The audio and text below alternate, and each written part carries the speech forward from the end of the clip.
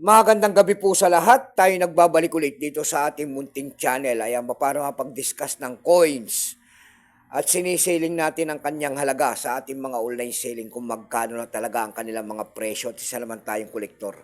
Magandang gabi po sa inyong lahat. Ayan. Ang pag-usapan po natin barya ngayon ay barya po ng Pilipinas. Ayan. Ayan. Yan po ay 5 centavos po year 1964. Nakapaloob po yan sa English series. Ayan. O mga lumang barya na ito, year 1964 na kasi 5 centavos po nakapaloob po sa English series. Makikita nyo po dyan ang isang lalaki po, ayan. Nakaharap po sa bulkan. Ayan, tignan natin ang kanyang presyo sa ating mga platform kung magbentahan po ng coins, ayan, kung magkano ang kanyang halaga. Pero bago yan tayo magpapasalamat muna sa lahat ng tagapagsubaybay dito sa ating munting channel. Lalo-lalo na po ang ating mga subscriber dyan. Thank you so much sa inyong lahat at magandang gabi. Maraming salamat din po sa nanonood doon sa ating FB page. Ayan, Samuel Soriano. Lahat po na nakapalo sa aking FB page, mabuhay po kayo. At maraming salamat po sa lahat ng tagapagsuporta ko dyan. Ayan, pakipalo nyo naman po sana ang ating FB page. Ayan. Yun naman po hindi pa po nakapag-subscribe dito sa ating munting channel at malaking bagay na po ang inyong magagawa sana. At malaking tulong na yan sa akin tulad ng pagpindot sana ng ating subscribe button, like and share. Para ma-update ko naman kayo sa mga bago ko pang gagawin mga video po. Ayan po ang ating pag-uusapang barya. 5 centavos po, year 1964. Ayan, tingnan natin ang kanyang halaga kung magkano na ang bentahan nito. Pero bago yan, kilalanin mo muna natin siya. Issue po nito ay Philippines po. Period niyan ay Republic 1945 up to date po. Type nito standard circulation coins. Years 1958 hanggang 1966.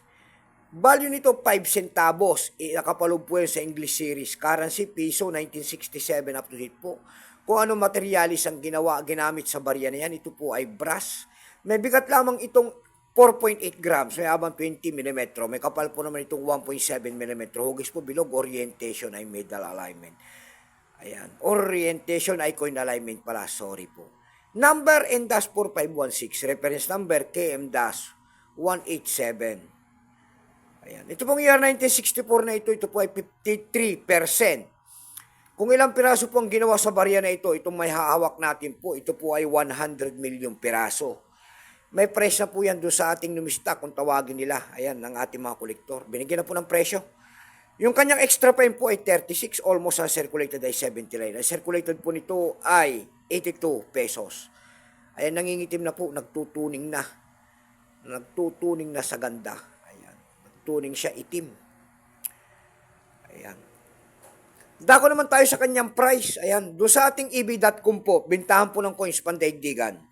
Sa eb.com po, mayroon na tayong nakita nagbebenta doon ng $6.60.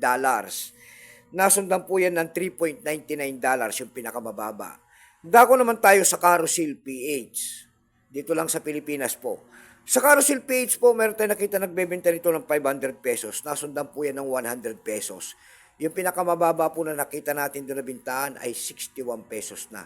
Ayan lamang po ang ating may babahaging kanyang presyo. Keep safe po sa ating. God bless.